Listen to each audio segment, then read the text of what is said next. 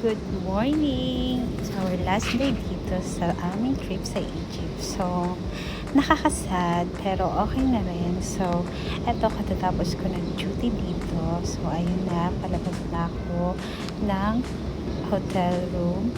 At eto, nakita ko yung view. Sarap-sarap lang talaga. Lalo na sa umaga na paggising mo, makikita mo ang ganitong place. So, refreshing talaga. So, ayan na nga. Papunta na ako sa restaurant kasi kailangan ko na mag-breakfast at talagang gutom na ako. Kasi last night, wala ko masyadong nakain. So, habang naglalakad, ayan. Tingin-tingin muna tayo sa view kasi ito na yung last night natin. I really enjoyed this place. Ang ganda talaga.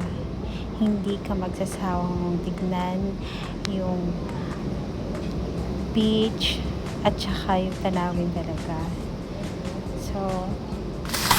So glad. So ito na nga, kakain na tayo ng breakfast natin. Ayan, dami kong kinuha kasi talagang gutom na ako. So ayan, let's eat guys.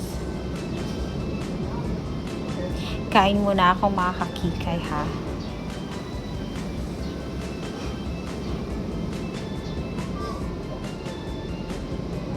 So natapos na ako kumain. So ayan, papunta na ako sa aking hotel room kasi kailangan ko na mag-impake at mag-ayos, maligo para ready na sa ating flight.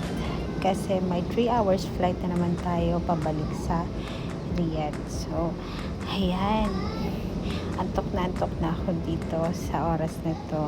Then ayan na, tapos na ako nakapag-impake, nag-ayos at ayan na nga, balik na ako dito sa Alamin at nag-ready na talaga kami pero before ng flight namin, kumain muna kami ng lunch. So full lunch to kasi baka magutom tayo.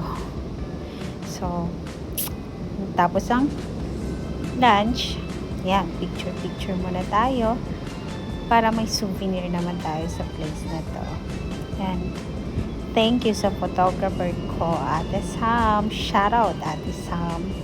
Thank you sa mga pictures na to. And hopefully makabalik tayo sa place na to. I really enjoyed and thank you for the opportunity na nakapunta ako dito. So bye mga kakikay!